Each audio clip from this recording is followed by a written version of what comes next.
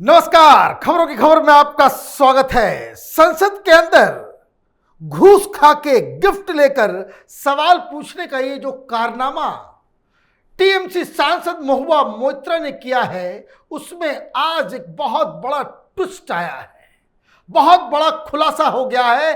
ऐसा खुलासा जिससे परेशानी बढ़ गई है महुआ मोइत्रा की भी, राहुल गांधी की भी और तमाम ये अडानी के खिलाफ एजेंडा चलाने वाले पत्रकार, दलाल, एनजीओ, प्रोफेसर, बड़े बड़े एडिटर, ये सब अब अपना काला चेहरा छिपाते फिर रहे हैं। क्योंकि आज सामने आए वो शख्स जो महुआ मोइत्रा को गिफ्ट दे रहा था, फोन खरीद के दे रहा था, महंगे शराब, बैग्स, सॉल और कैश दे रहा था, वो आज सामने आकर के ये जो तमाम इफ एंड बट्स, बहुत सारे सवाल जो उठाए जा रहे थे, आपको उसके बारे में बताएंगे। और ये जो हीरानंदानी ये जो बाहर आए हैं, सामने में आकर के उन्होंने जो टाइम्स नाउ को इंटरव्यू दिया है, उसका इस केस पे क्या असर पड़ेगा, कैसे राहुल गांधी फंसने वाले हैं, कैसे तमाम बड़े बड़े लोग इसमें नपने वाले हैं, उसके बारे में भी थोड़ा जानेंगे। लेकिन पहले ये जानना समझना जरूरी है कि आखिर उन्होंने कहा क्या। The affidavit is signed by me voluntarily. No fear, no favor. Testimony of that is that I had it notarized at the Indian consulate in Dubai. Since I'm in Dubai, I had it notarized in the Indian consulate in Dubai. Then I sent it to the Privilege Committee of Lok Sabha and copied to CBI and Dr. Nisikant Dubey by me email. Hiranandani told News Channel Times Now.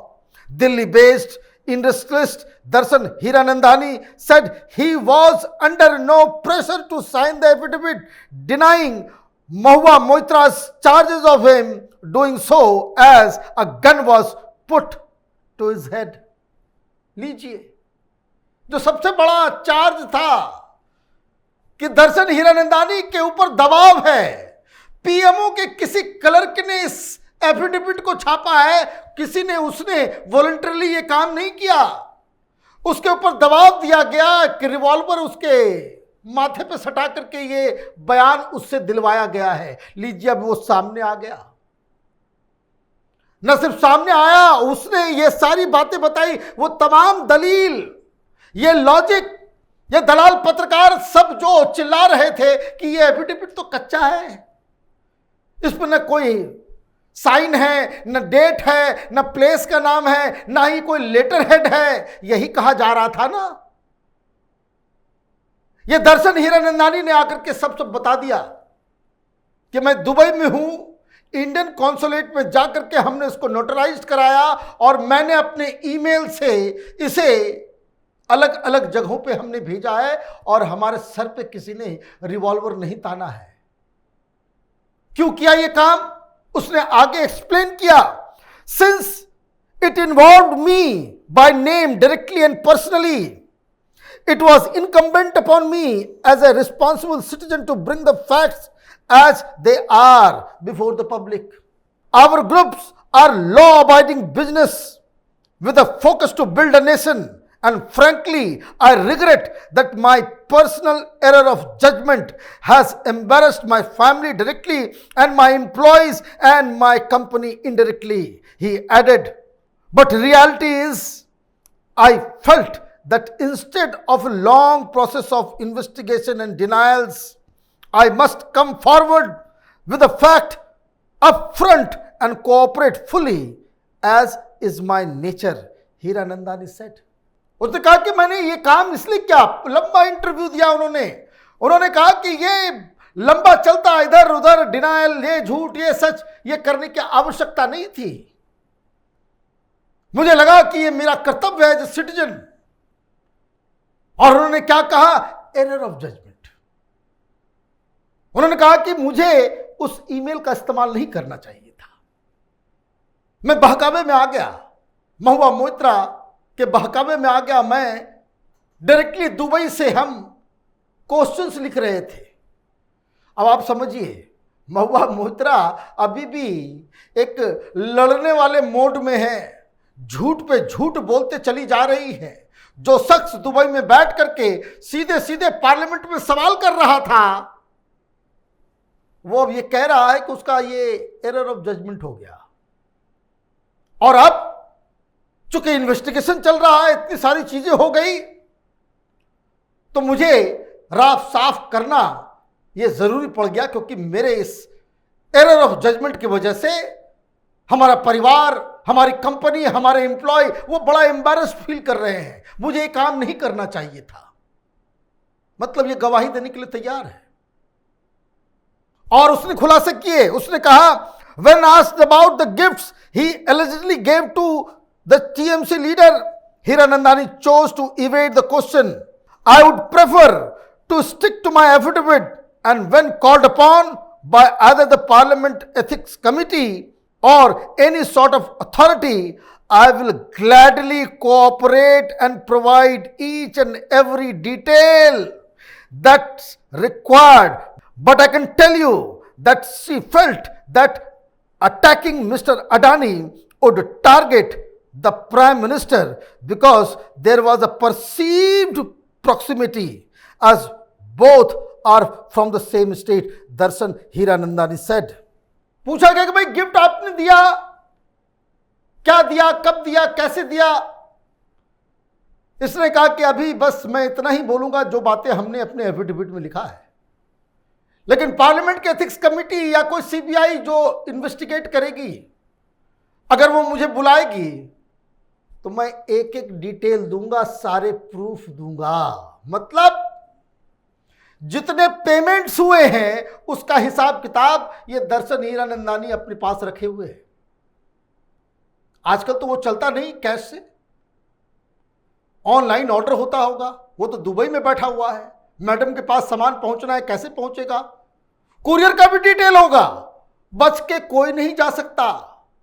तो ये मसला आप समझिए कि कितना अब ये दिन के उजाले की तरह साफ हो गया कि महुआ मोइत्रा जो अब तक अपने आप को इस तरीके से दिखा रही थी कि वो फासिज्म के खिलाफ लड़ने वाली कोई बहुत बड़ी योद्धा है, कोई वीरांगना है, ये तो माल खा के सवाल पूछने वाली एक घटिया किस्म की नेत्री निकली है, जिसका पार्लियामेंट के अंदर कोई स्थान होना ही नहीं चाहिए।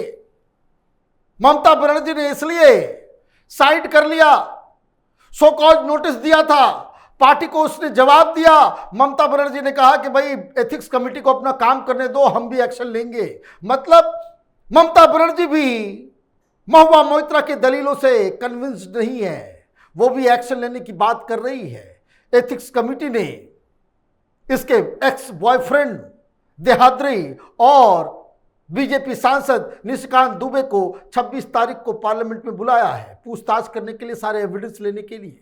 अगला नंबर हीरानंदानी का होगा, जो वहां जाकर के सारे सबूतों को देगा, जैसा कि वो कह रहा है अपने इंटरव्यू में कि सारी जानकारी, सारी चीजें हमने अपने पास रख ली है। लेकिन बवाल तो बचेगा तब जब वो परते खोलेगा महुआ मोइत्रा के कनेक्शन की। क्यों? क्योंकि उसने अपने इंटरव्यू में कुछ और हिंट्स दिए। पूछा गया, क्या आपने दबाव में सवाल अपलोड किए? जवाब, मुझसे गलती हुई, बाकी जो कहना था हलफनामे में कह दिया। क्या सवाल अडानी के खिलाफ थे? उसने कहा, पीएम मोदी को टारगेट करने के लिए अडानी के खिलाफ सवाल पूछे गए। मामला खत्म। पीएम मोदी को टारगेट करना है, इसलिए अडानी के खिलाफ सवाल पूछना, यही महुआ मोइत्रा का टारगेट था। लेकिन सिर्फ महुआ मोइत्रा का टारगेट नहीं था, क्योंकि हलफनामे में तो इन्होंने कहा कि राहुल गांधी, शशि थरूर, विदेशी पत्रकार एजेंसियां, कई सारे पत्रकार, ये पूरा का पूरा कुनबा, पूरा गैंग काम कर रहा था, ये इसने अपने एफिडेविट में कहा है। इसलिए पूछा गया कि क्या उन्होंने बताया कि वो राहुल गांधी के संपर्क में थी? हीरानंदानी ने कहा, मैंने अपने हलफनामे में जो बताना था बता दिया। आप अपने हलफनामे पर कायम हैं? उसने जवाब दिया हां। मतलब राहुल गांधी और महुआ मोइत्रा मिलजुल कर प्रधानमंत्री को टारगेट करने के लिए अनर्गल सवाल उठा रही थी। यही बात हलफनामे में है और ये अभी कह रहा है कि हलफनामे में जो मैंने बात कही उस पे मैं अडिग हूं। आगे सवाल पूछा गया, क्या विदेशी मीडिया हाउस और अडानी के पूर्व कर्मचारियों से महुआ को मदद मिली? क्या महुआ ने यह जानकारी आपको खुद दी थी? जवाब मिला, जी हां। महुआ मोइत्रा ने खुद बताया कि कौन कौन लोग उसकी मदद कर रहा है। तमाम जानकारियां शेयर की कि ये सवाल डाल दो, ये सवाल ऐसे कर दो, वो सवाल ये कर दो और माल मुझे दे दो। जरा नया आईफोन आया है वो भिजवा देना, 2.5 लाख 3 लाख का बैग आया है वो भी भिजवा देना। ये तो कुकर्म चल रहा था। ये डेमोक्रेसी बचाएंगे, देश के संविधान को बचाने का काम इन लोगों के हाथ सौंपा जा सकता है? जो लोग चंद रुपयों की खातिर, बैग्स की खातिर, सॉल की खातिर, दारू के बोतल की खातिर अपने ईमान को बेच सकते हैं, सत्ता इनके हाथ में गई तो देश बेच डालेंगे। सवाल पूछा गया, क्या आपने महुआ का लॉगिन पासवर्ड यूज किया? उन्होंने कहा हां, मुझसे गलती हो गई। तो ये बंदा तो मान रहा है कहां कहां गलतियां हुई, लेकिन ये तमाम सबूत लेकर के बैठा हुआ है। कैसे मुंह दिखाएंगे राहुल गांधी और वो तमाम दलाल पत्रकार? जब ये मसला सामने आया तो ये डिफेंड करना शुरू कर दिए। मतलब ये कि इस देश में अडानी को टारगेट करने के लिए एक इंडस्ट्री चल रही है। प्रधानमंत्री मोदी को फंसाना है क्योंकि बस दोनों एक राज्य से आते हैं, इसके लिए हिट जॉब किए जा रहे हैं। देश विदेश से पैसा, इंडस्ट्रियलिस्ट लोगों से पैसा, ये पूरा उगाही का धंधा चल रहा है। मतलब ये कि सरकार से पूछने के लिए, सरकार से सवाल पूछने के लिए लोग अपने जेबें गरम कर रहे हैं, चाहे वो पत्रकार हो, चाहे वो नेता हो, चाहे मीडिया हाउसेस हो, चाहे कोई भी हो। ये बहुत दुखद है। दशहरा का समय है, यही समय है इस तरह के रावणों के अंत का। सरकार को जल्दी इस पे कोई एक्शन लेना चाहिए। सीबीआई को फौरन केस दर्ज करके इन तमाम लोगों के खिलाफ एक्शन लेना चाहिए, इनको तिहाड़ भेजना चाहिए। क्योंकि जितना ये बाहर रहेंगे ये उपद्रव मचाते रहेंगे, प्रोपेगेंडा फैलाते रहेंगे, देश को झूठ से सराबोर करते रहेंगे, ये अपना एजेंडा चलाते रहेंगे। आप देखते रहिए कैपिटल टीवी। हमारे वीडियोस को लाइक कीजिए, शेयर कीजिए और हमारे चैनल को सब्सक्राइब कीजिए। धन्यवाद।